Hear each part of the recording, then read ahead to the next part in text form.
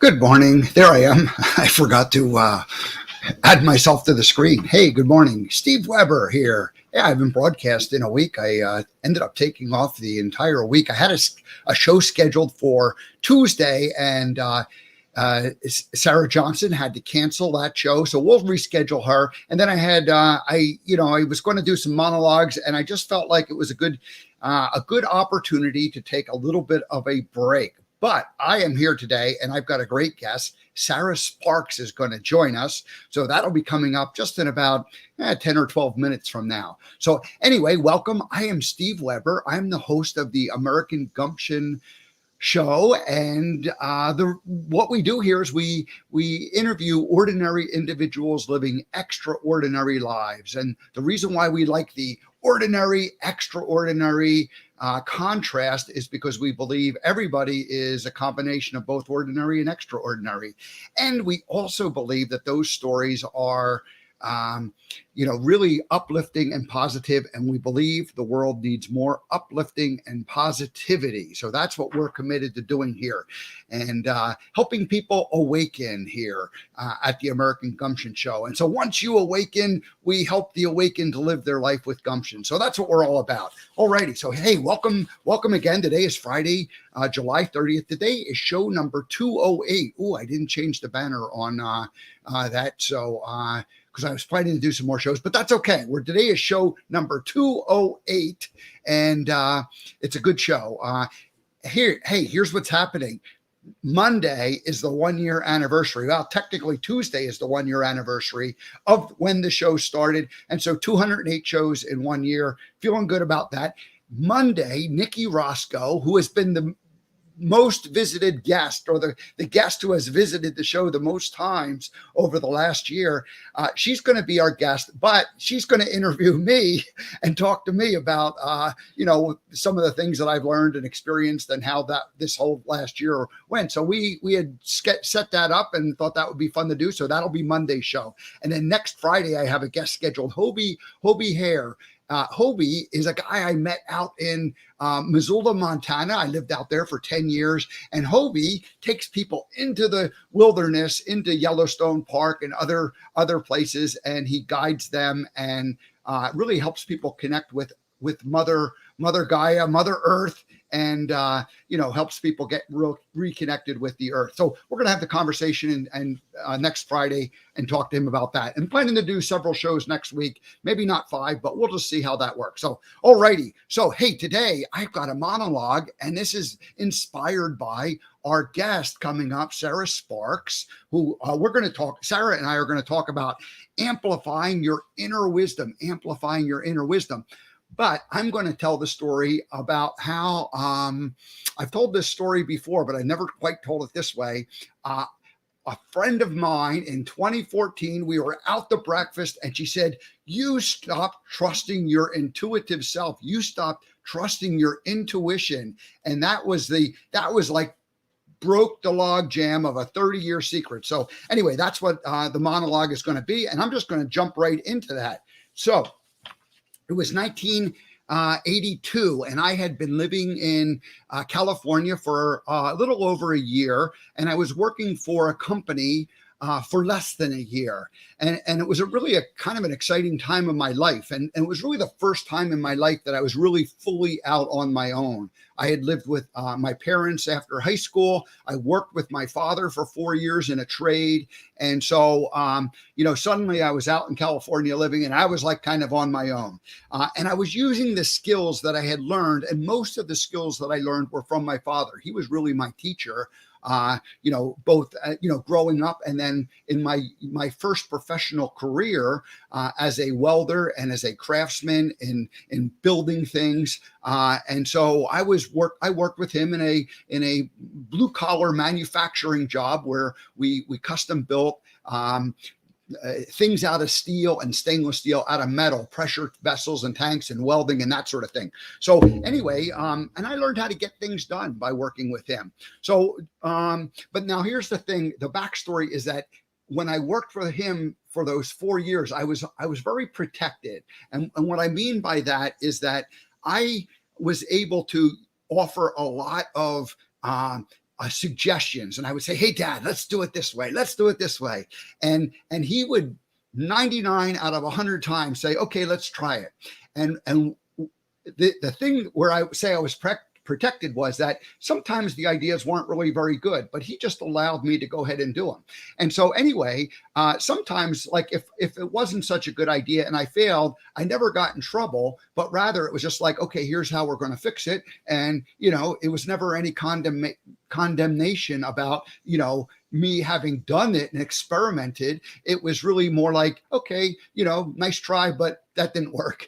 And then, but the other thing that would happen is sometimes I would come up with an idea that he would be like, oh my gosh, that worked really good. And so I ended up getting very aggressive at, being creative and trying things and doing things. So this is the backstory of why I was the way I was when I arrived in California. So I'm working for this company, and this company was a group of scientists and chemists, and they were doing research in the area of catalysis and chemistry. And they really wanted to set up a laboratory and do experimentation. So these were thinker type guys, and they would, go have this laboratory, or their vision was to have this laboratory that operated and functioned.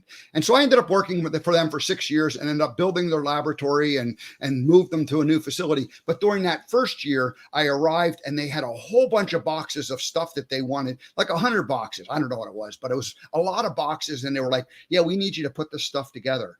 And so I'm like, well, what is it? And they explained it to me, and, drew a little schematic, and they said, find the other box that has this piece in it. So anyway, I found all that stuff. And over the course of that first year, I put it all together. And the skills that I had learned from my father, just gave me the ability and the confidence to actually just do stuff that I really didn't know what I was doing in terms of like specifically, but I knew how to build things and put things together. And with their guidance, I just, got all the boxes out. Now, the difference is that they knew theoretically how it worked, but they weren't able to, actually with their hands, make things connect and do things like that. So it was a nice teamwork and getting a lot of things done.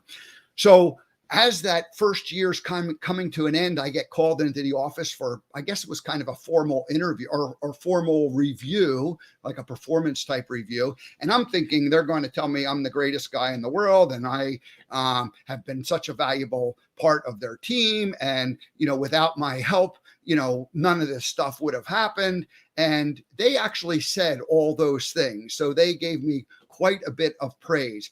But they said something to me that kind of threw me for a little bit of a loop. And what they said was, I was suffering from delusions of grandeur. And I heard that and I was like, oh, okay. All right. And I didn't even know what it meant. I had to go home, look it up. I guess there was no internet, 1982. So it was like, I don't know, I went to the library or something and I looked up delusions of grandeur. And, lo and behold, I found out it says, it's when you believe that you have more power, wealth, smarts, or other grand traits that is true. It's when you believe that you have more power, wealth, smarts, or other grand traits that is true.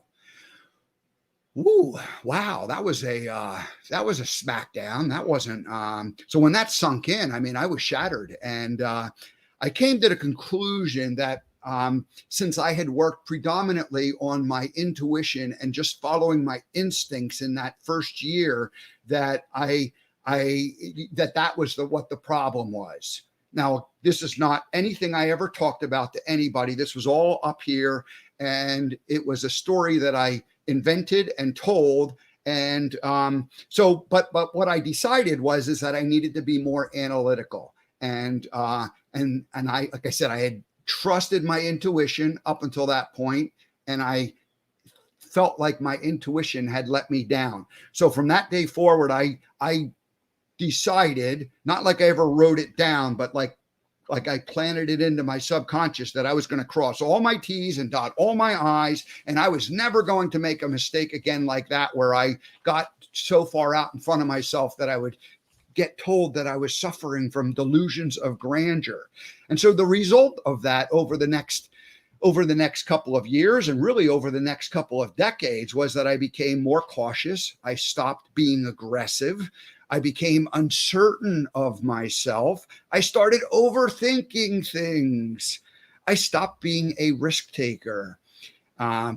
Yeah, all those things together. Cautious, not being aggressive, uncertain, overthinking, not being a risk taker.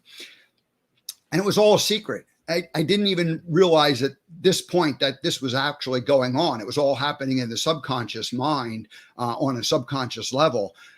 So fast forward 30 years, now it's like 2009, and I start the process of like examining stuff that had happened in my past. And over the next 5 years, I, was in and out of this with this organization that was, helping me look at things in a way that I had never really looked at things before. In late 2013, I had the aha moment, the breakthrough where I went, oh my gosh, that story, the delusions of grandeur story, is what prompted me to become analytical. And what did analytical means? It meant I was trying to solve everything up here as opposed to following my intuition. And so, so people would say to me over the years, and it was happening even back then in 2009, 10, 11, 12, people would say, it's like you're stuck in your own head, or you tend to overthink things. I mean, I had literally heard those things many, many times, like not hundreds or not thousands, but maybe hundreds of times. All right.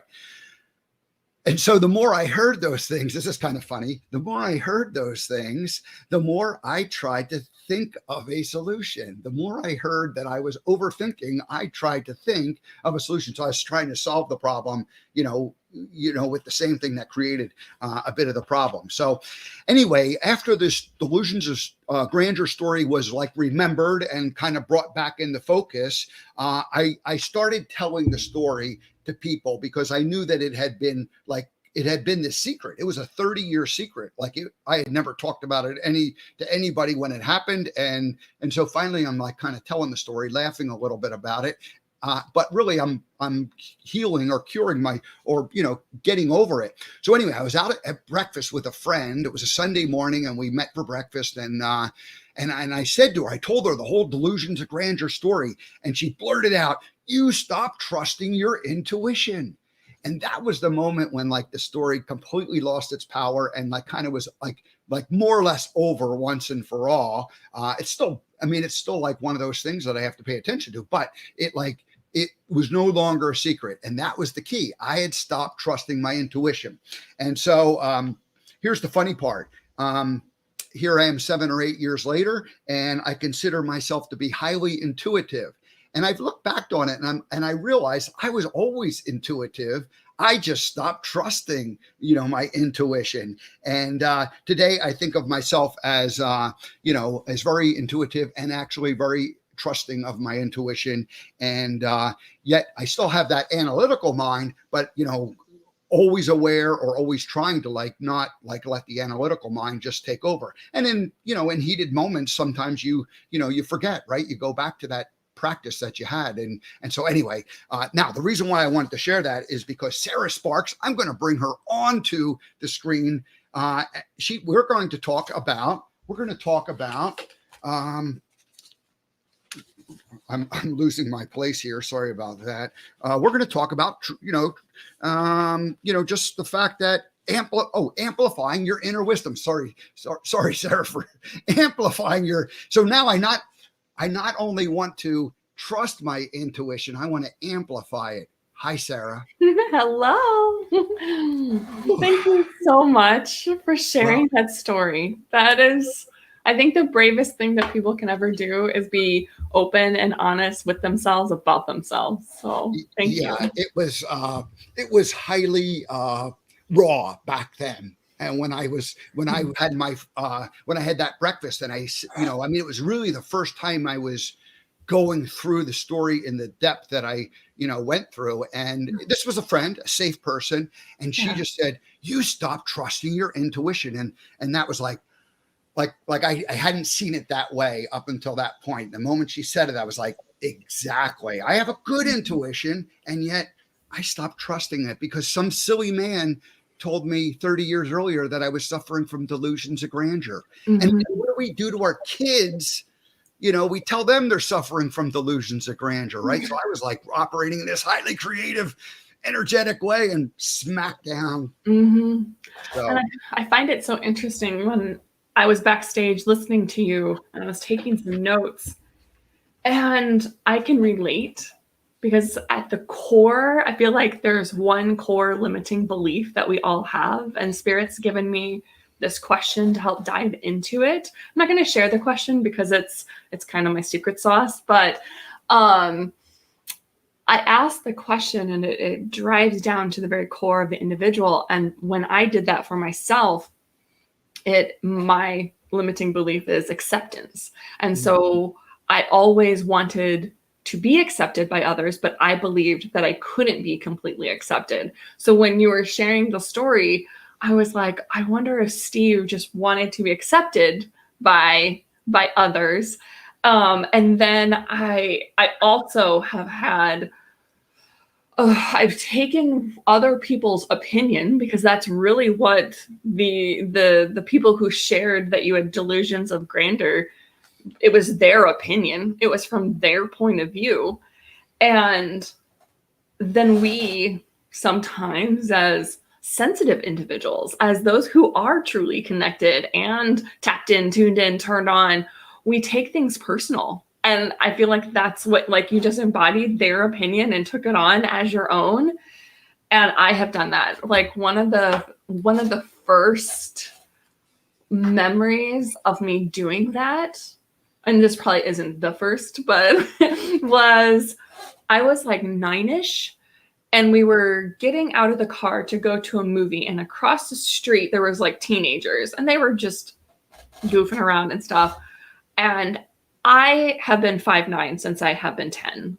9, 10, I've been this height. So I didn't look like a 9-year-old, but I used to have really bushy eyebrows. And so the person across the street yelled at me and said, "What are you looking at?" And I didn't even know I was like looking in that direction. I was just getting out of the car. I took that to heart. And I thought, oh my gosh, I must look at people in an odd way. It must be my eyebrows. So I went home and I plucked them. They never have grown back in between. And I was 9ish, maybe 10, I don't know. But how we take on other people's point of view. And now I try to teach, I have 2 daughters. Now I try to share with them and teach them that nothing that anybody ever does or says, even mommy, even daddy, has anything to do with you. And so there's times when I am putting the oldest one to bed and tucking her in, and by this time I am just tired and I may be a little sassy or grouchy or just being like, "Get in bed, let's stop this," She's like, "Mommy, I know that you're just tired. This has nothing to do with me." I was like, "You betcha, girl. Like, let's end this so I can go to bed." But I love that she like understands, and she understands that from me, but still trying to instill that with her friends, because if I could have done that, could have saved myself so many years of Yeah. Hey, so yeah, go on. before we get too far into what we're going to talk about, and I'm going to let you kind of just share what you do and help people, but let me read a little bio that I prepared just so people know who you are. And then I have a song that I play, and it's called the First Time Guest theme song. So, so if you come back as a guest another time, you won't ever hear this song again. So it's kind of a special one-time deal. Is that you? Are you? Do you agree to follow the rules of the show with those 2 things? Oh, yes, of course. Sorry, I just jumped right in and was sharing. Oh no, it's great. I loved it. So, here's who Sarah Sparks is. Sarah is a coach, author, podcast host, and the spiritual director of Create the Spark and sarahsparks.love. And there's her website scrolling along down there, sarahsparks.love. Now, Sarah was farm raised, college educated, a former local government employee who transformed herself into a business owner and is no longer ashamed of her spiritual woo-woo-ness. Is that a real word? Woo-woo-ness? I don't think so. I just always had so much judgment around woo-woo that I was like, you know what? I'm going to claim it. I love it. I had a friend 10 years ago who claimed it, and I was like, oh man, you're out there. And now I think she's like normal. And I think everybody else is weird. All right. So Sarah guides fun, fabulous, fashionable females who feel lost, tired, and worn out to level up and lead with her soul. And she does this by helping all to listen to their divine guidance. Listen to our divine guidance. I love that. And you're a good alliteration person because you have fun, fabulous, fashionable females. And I'm assuming it works for us dudes too. It does. Yes. All right. Cool. Well, I'm gonna take some of that today then. Sarah works with her clients either one-on-one. Okay, let me try that again. Sarah works with her clients either one-on-one or she has a group coaching course titled Inner Wisdom, Align with Your True Self. Sarah is the host of the Floating on a Cloud podcast and the author of the book Hateful to Grateful. Much better to be in the grateful spot. Yes. All right. So Sarah Sparks, welcome to the American Gumption Morning Show. Let me play the theme song, and then we'll turn the stage over to you. How's that sound? Sounds good.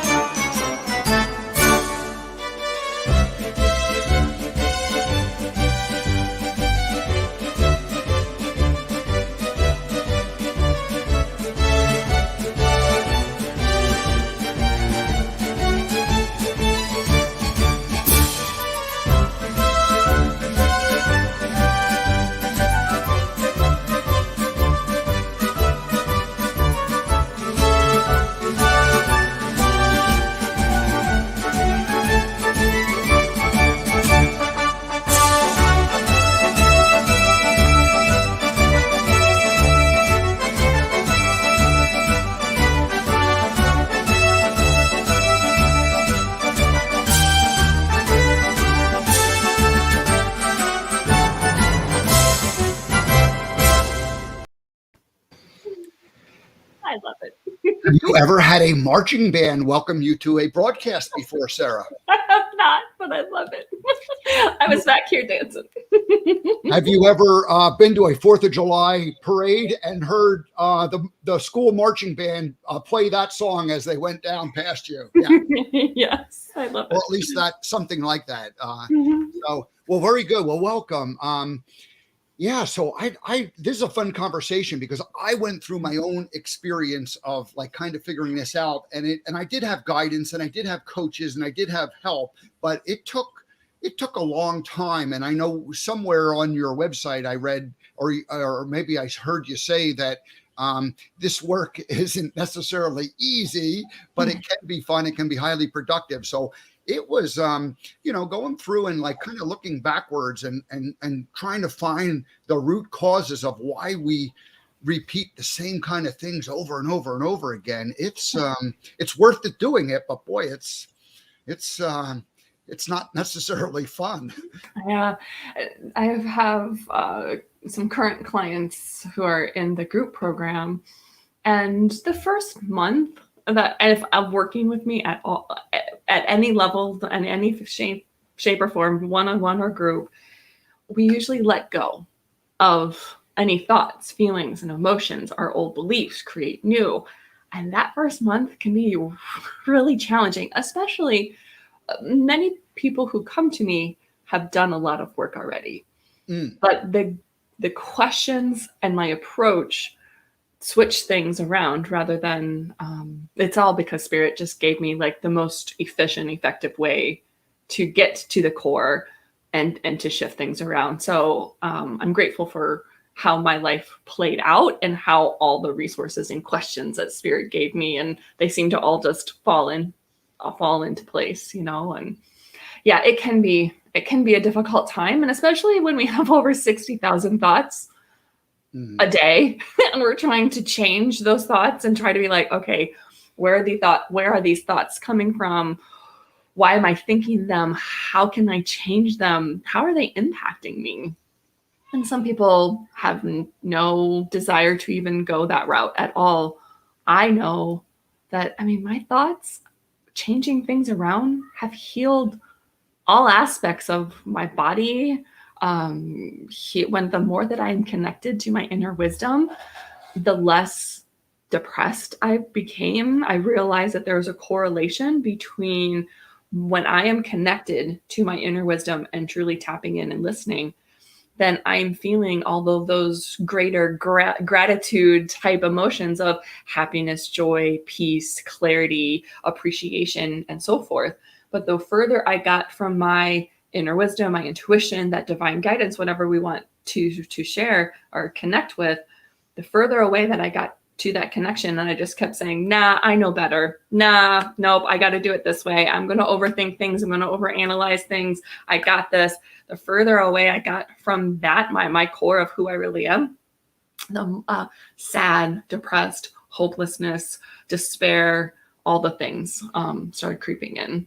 So do you buy into the scientific research that says that maybe, okay, what did you say, 60,000 thoughts a day? Okay, that sounds like a reasonable number. I've heard that before. But like 5% of the things that we think about are kind of like conscious and like awareness of us. And then 95% of those thoughts are just on that subconscious kind of like operate, like automatic operating system that we're not even aware of are happening. It's one of the major things that helps us. I just don't say affirmations. I start embodying them and start shifting them and working with the subconscious instead of against it.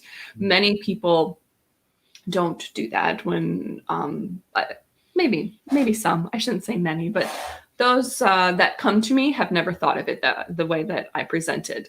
And it is working with that subconscious, because the subconscious is where all our beliefs are stored. Right. So we create visuals to work with the subconscious, and 98% of our thoughts, feelings, and emotions were taught to us. And so then we started embodying them. And the subconscious was formed between conception and age 6. So, and the ego started being formed between 7 and 11. So I also share how one can be working with the ego and getting that to be on support and on board with what we want to move forward with, instead of looking at the ego like, it's bad, it's wrong, all the things. Those are all technical terms I just said there. I'm just joking. They sounded a little bit like grunts, but they were not. They were technical terms for what the ego is. So between conception and 6 years old, the subconscious mind gets formed, and these beliefs, these are not even our own beliefs. These are someone else's beliefs. For the most part, those who are around us, helping us, directing us, raising us, they have their own set of beliefs. And it's not just to blame our parents or anybody, but I'm a parent now. So I'm like, oh, I say something to my daughters, I'm like, well, that's going to be a little bit of therapy. Sorry about that. I take responsibility for it as well. But yes, so the subconscious is formed between conception and age 6. So even for us in the womb, since it's conception, there are inherited emotions that start seeping in and we don't even know it. And so Spirit has given me this question to dig to the core of that belief. I don't like the onion approach to digging through all the beliefs. I'm like, let's just get to the core and blast that onion out, because we have got to lead with our soul. We are here for a very powerful reason, and we need to understand why our soul came into our body. I don't want to spend years and years and years peeling back that onion and finally realize, oh, I should have known this. I'm like, let's just know this so we can go out and live out why we're here. Yeah, no, that's that whole idea of, how do we, we'll call it therapy, but Maybe that's not even the right term. Yeah. But like from Healing. Western medicine scientific point of view, therapy is what they do. And you know, they went through the whole process of like, okay, we have to rehash these stories and talk about them. And, you know, I mean, it's like, you know, that's just like magnifying the trauma again and again and again. And so, you know, if we can get to the feeling part of it, and then we can get to the core part of it, you know, this saves a lot of trouble for people. How did you, let's just sort of give people a little bit of an idea of your background in terms of, you know, what happened at, you know, at a younger age that, you know, put you on this path? Because I didn't have my kind of like aha moment until I was like 50 years old, when I'm like, oh my gosh, I can't continue on with this. But you developed your skills younger than that. What happened? Yeah, I haven't always listened to my inner wisdom. I was 18 years old. And I felt overwhelmed, tired, worn out, pulled in many different directions, I felt like I had to have all the decisions made for the rest of my life by the time I went off to college. And I felt like that time frame to make all those decisions was getting shorter and shorter and shorter. And I was raised Catholic, and I from my standpoint, I was never taught that I could have a relationship with divine spirit, God. I was taught to pray for others. If they are sick or dying or at war, something had to be really wrong in someone's life in order to chat it up with God. So there was never anything wrong in my life. I was raised by two loving, amazing parents, and I had a healthy, happy household. I had older sisters. I still have them. They're all still in my life. But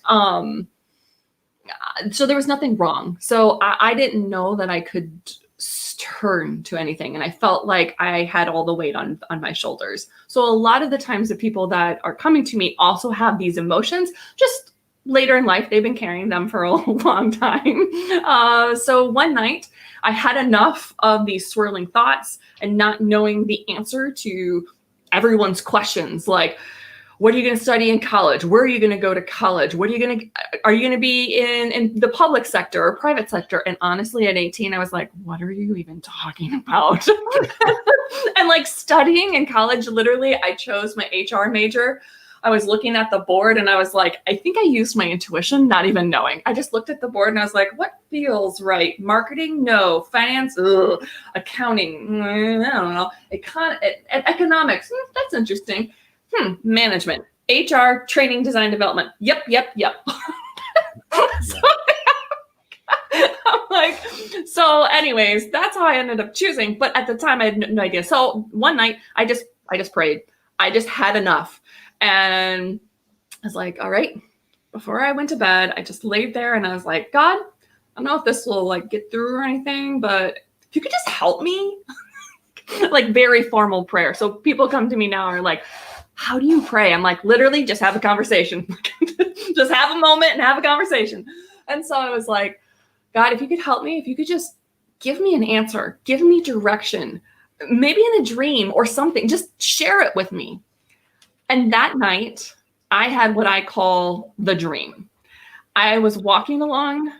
Now, what I remember from the dream, because I had it for at least one time a week for an entire year. And I was walking along a beach. There was crunching seashells beneath my feet. It was white sand. The seagulls were flying above my head. I could hear them like, all the things. I felt the wet, salty air, like humid on my face. The sun was setting and it was to my right. There was a big body of water and it was to my right. I was just walking along the beach, and about 12 feet in front of me, there was a man, and he was about 6 feet tall. I'm 5'9", so I already said that, but he's 6 feet tall. And I remember in the dream being like, God, you did good. Like, I like him tall. Good job. And so he's about broad shoulders, dark brown hair, and a tan neck. And all the surroundings, everything felt like home. It felt like I was like in the right place. And it was emotional.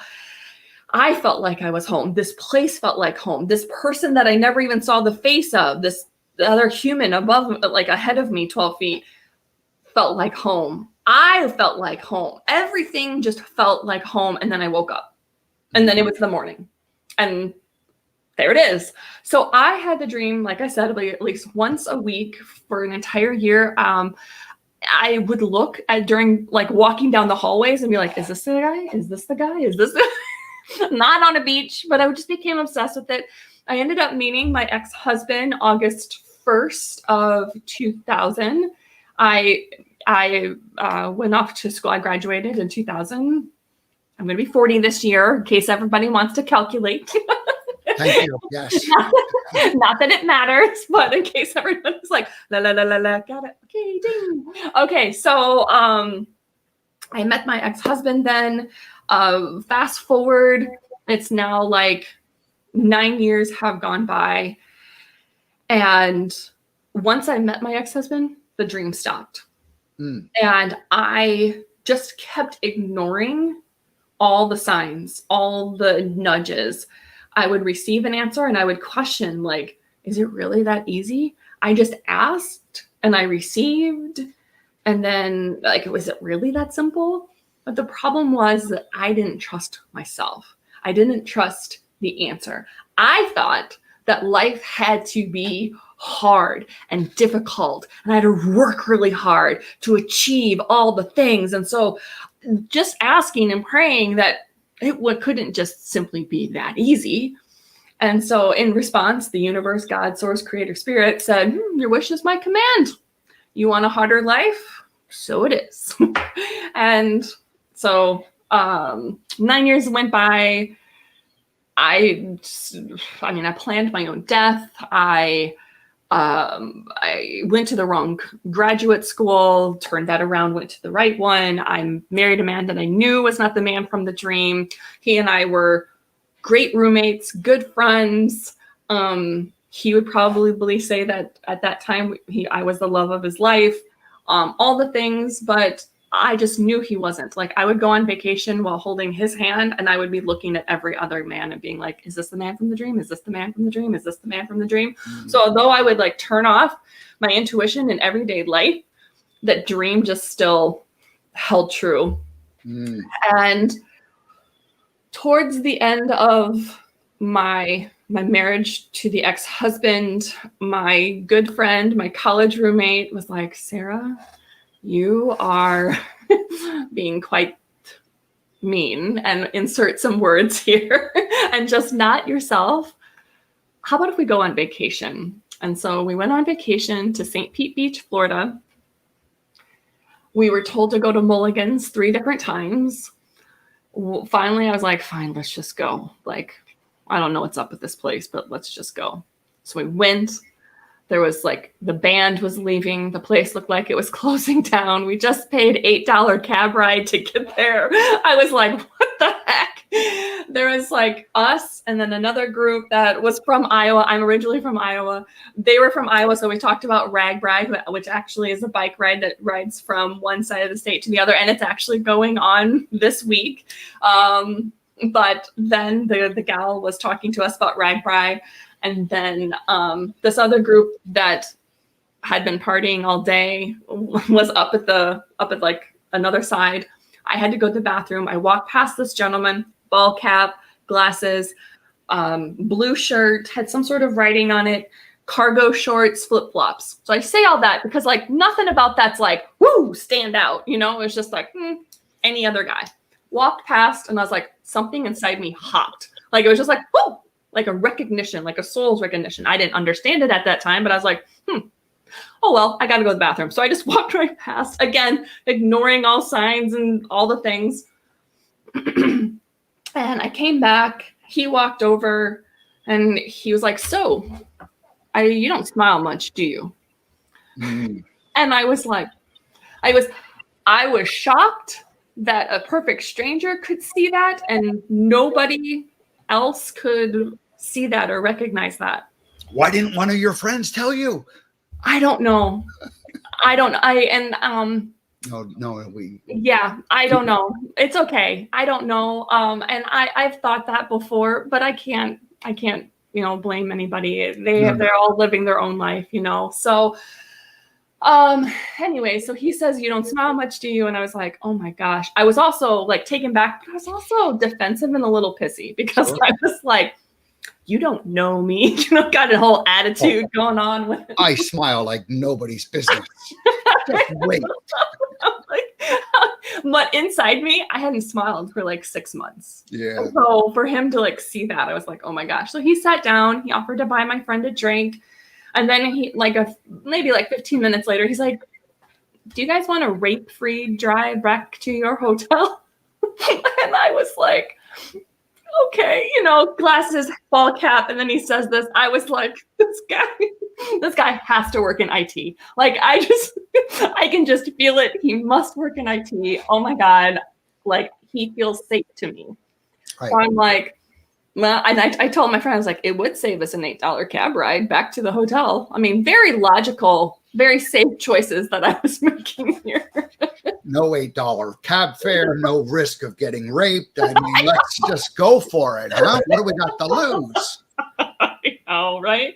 So he takes us back and we stop. I don't want him to take us to our hotel because I don't know him. And so we stop a little bit before that. We're just standing at this tiki bar place and we get a drink. And he's like, do you want to go walking on the beach? And I was like, yeah, sure, that's fine. So we go walking. I take a drink and I drop my cup. And I'm like, oh my God, I don't want the seagulls or anything to get it. So I turn around, I grab my cup, and I turn back around. He's 12 feet in front of me, 6 feet tall, dark hair, seagulls, water, sun setting, all the things. And I'm like, oh my God. Like, and it's been 10 years now. Like, I'm like, oh my gosh. Like, how is this? So I didn't tell him. I did not tell this perfect. Might have scared him off. I could not tell this man, oh my God, so like you're the man from my dreams. Like, right. This man would go running for the hills. So that's my tip to anybody who like has a soul's recognition, maybe a little bit more intuitive than the person that they're meeting. And this person might go running for the hills. How about if we just give this person a little bit of space and time to catch up, even though we may already know what's going on and how all the things. So I just played it cool. But I started asking him questions because my ex-husband is a farmer. And so I was like, do you own a farm? Do you plan to be raised on a farm? Were you raised on a farm? Are you going to be moving back to a farm? And he's like, why do I feel like I'm in an interview? Kind of like you're interrogating me. And I was like, I'm just checking off some things. That's all.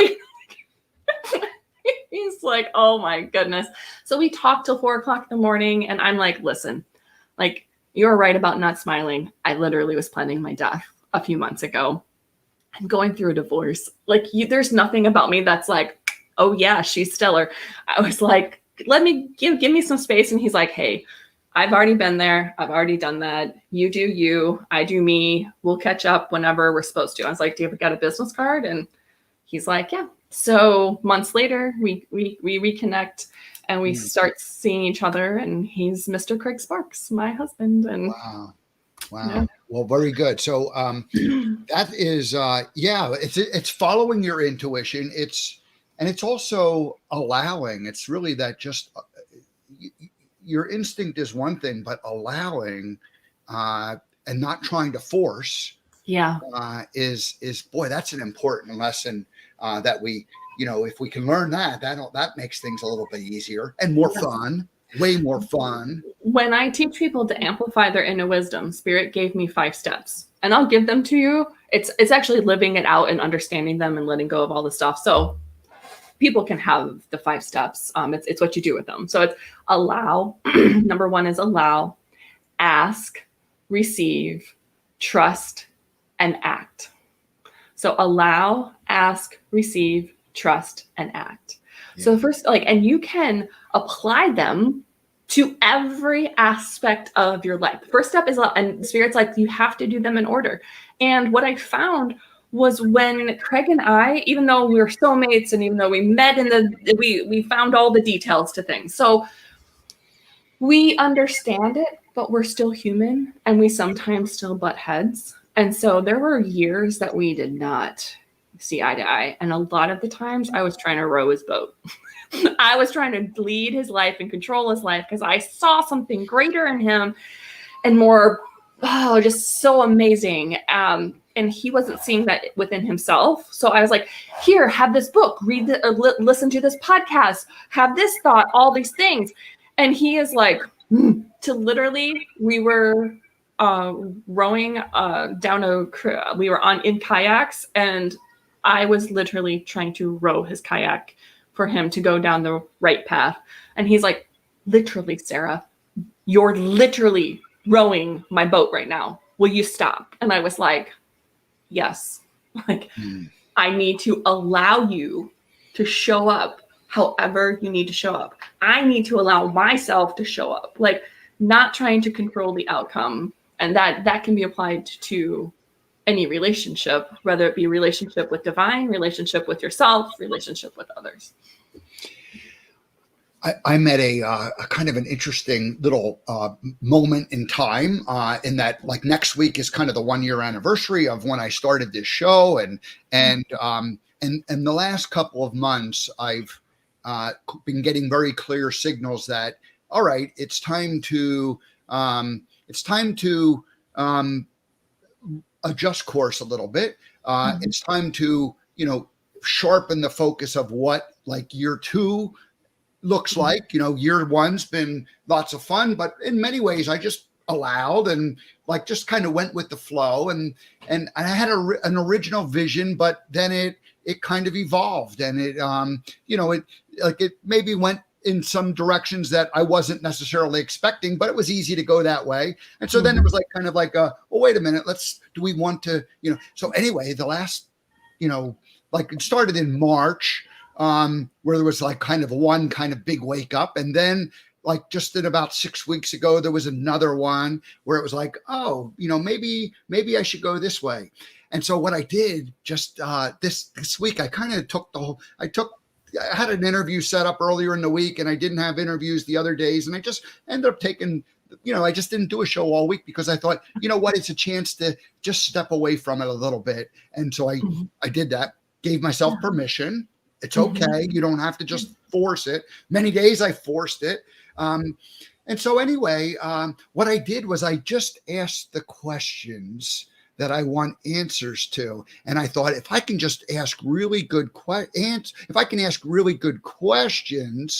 then maybe I just let the answer come in. So anyway, that's been my technique this week, and it's kind of fun. And I don't know what the answer is, but I'm getting pretty clear about what the questions are. And when I don't know what to ask Spirit, I then just say, what are the questions that I need to ask that would give me the most clarity? So we literally can ask anything. But the clearer that the question is, the clearer the answer. But I've also found that the clarity is in the question. Yeah.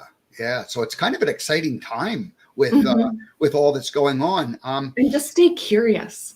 Like that, and I said that to a client once, and she was like, but I'm not really curious in other people's lives. And I'm like, you don't have to be. Just stay curious with you. Stay curious with the process. Stay curious with the journey. All right, so I'm supposed to narrow down this focus. Okay, so what's that focus? What really lights me up? What are others really gravitating to? Okay, so how can I form my questions a little bit differently? What are they feeling? What are they experiencing? What do they want to experience? What's going on? So I just keep going and going and going. You help people, help them clarify, and so how, without giving away, too much, and we don't have a whole lot of time left, but what's, how is it that you're able to connect with source energy and kind of get a better understanding of what a person may need? And then how do you deliver it to them so that you're not telling them what they should go do, but you're rather offering them hints to go do it? Because, if we get told, like, we're like all like kids, if, do your kids respond well when you tell them what to do? No. And do adults respond well when you tell them what to do? Not really. We want to figure it out ourselves. So how does that process work for you in terms of like, how can you help people, because you're obviously successful at doing that? Yeah. So I've been very diligent with being the most clear channel. And Spirit has asked me in this past year to become the most refined channeler in the world, which was a great, I was like, what? How am I supposed to do that? Do you not know this farm girl from Iowa? Spirit's like, no, I'm asking you of this. So I know that it's within you. So please work at this. So I just allowed myself to go deeper and deeper and more expansive. And so being clear, meaning I don't have all the emotion and blocks and things. So as soon as something does come up, I take the time and release it. I use the same things that I teach others and I do them on myself. So that's what helps me to be clear. I am able to connect to another human soul. So it's not like I'm connecting to their loved ones in another realm. I'm not connecting to necessarily angels or guides. If they feel more comfortable, I can share that with them. But mostly it's just their soul. So then the soul starts talking and is like, this is what I want. This is why. And I ask, why did you come into this body? Why did you come, soul? Why did you come into Steve's body? And then it starts talking, well, this is why I came. This is what's going on. This is my purpose. So a lot of people who come to me are asking, who am I? Why am I here? What is my purpose? There's also an element of individuals who are coming to me that also have businesses. So what I've learned is that there is an energy of business, and it's been divinely placed for you as the human soul to be leading the energy of this business. So there's an alignment of the soul of you and the soul of this business. And that's where the completeness, where the missing pieces feel. And when you merge and you align them, there's more success, there's more fulfillment, there's more drive. Spirit's also helped me to be clear with others of what purpose really is, and it's the driving force of energy behind a soul that propels it forward. So I'm able to tap in and understand what is the purpose of this soul as well, and what's the driving energy behind a person. I'm going to guess that as you do this and you have this conversation with a client, that they more often than not go, yeah, that sounds right. Do they ever do they ever fight you on it, or? Yeah, they do. That just tells me that they are not open and ready to understand it, or they feel like it's so far off of where they're at right now that they have no idea how they're ever going to get to that. That just means that their humanness isn't aligned with their soul, and that's where we would need to start. Do you ever feel like you've gotten a bad signal from their soul, or do you feel like it's more like it's just not the right time and the right alignment with them? How does that? It's usually, the soul is very direct and to the point. It doesn't have all it's also the business too. Like the business is energy, and the soul, they don't have all the human emotions gunking up the pipes in the system and all the flow. It's very direct to the point.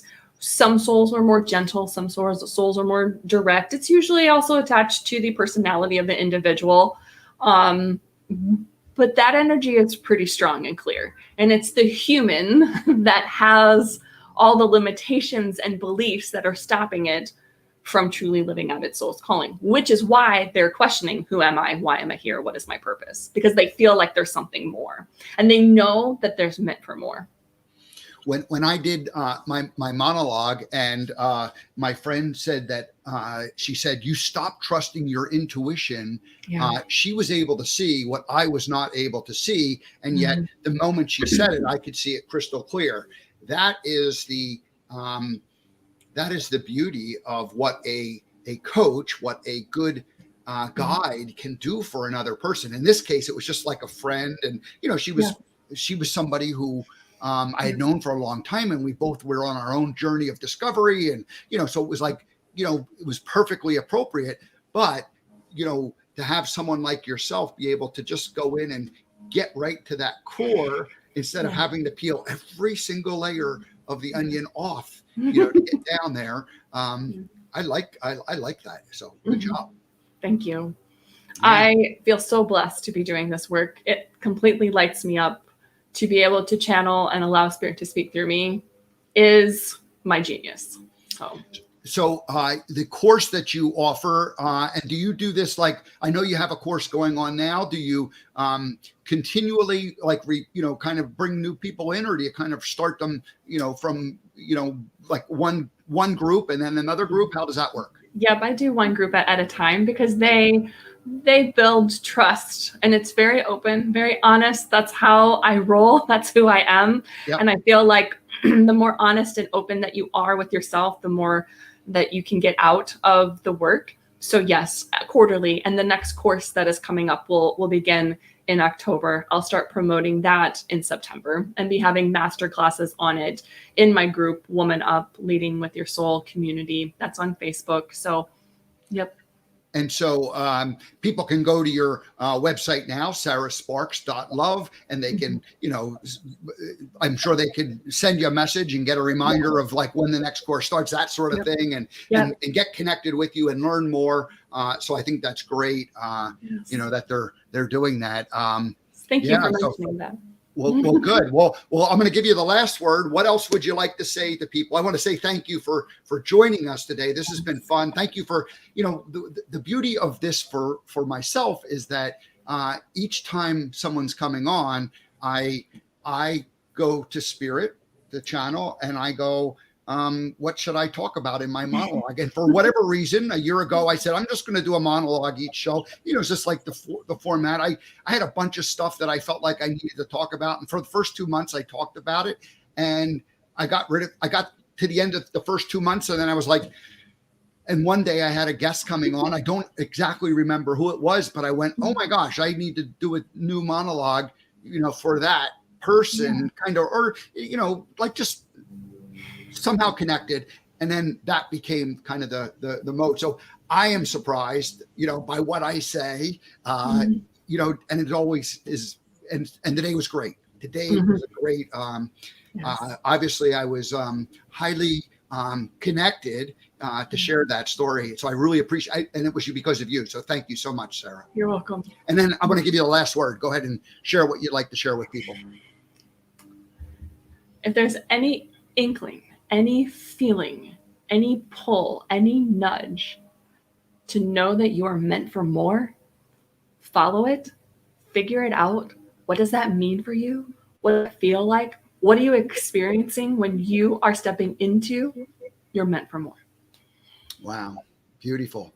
And I love that because there was that long period when I was going through my own kind of self-discovery that more often than not, I was like just following an instinct, and like people were going, do you kind of know what you're doing here? Is this, maybe you ought to just give all this stuff up and go be a normal person. And I was, nope, can't do that. So same. All right. Well, thank you all for tuning in. It's my pleasure to be here. Thank you for having me, Steve. Thanks, Sarah. Come back and join us again. Will do. All righty. Well, that was fun. That was a great conversation. So Sarah Sparks, Inner Wisdom is the course, and it's sarahsparks.love. So go ahead and whoop, there it is. Whoops, there it is. All across there. Check that out and get signed up so that the next time Sarah has a course, I think she said it was in September starting, you can be part of her program. And sounds like it's great. I might need to do some of that one-on-one stuff to make sure that I'm in alignment with my soul's purpose. I like this. So, all righty. Well, that's it. Have a great day. Let's see. I'll tell you what's happening next week, and then I'll close down this show. So Monday, Nikki Roscoe. Nikki has been the most the guest who has appeared the most times on the show in the first year, and she's going to join us Monday, and she's going to interview me on my show. So that's going to be kind of a fun thing. And then next Friday, Hobie Hare will join us. And Hobie lives out in Montana, and he guides people into Yellowstone and other outdoor nature places and helps their soul get reconnected with the earth. And so we all have teachers along the way that help us in many, many different ways. So next week is going to be a fun week, kind of the anniversary week. Alrighty. Well, have a great rest of your day, and I will see everybody tomorrow.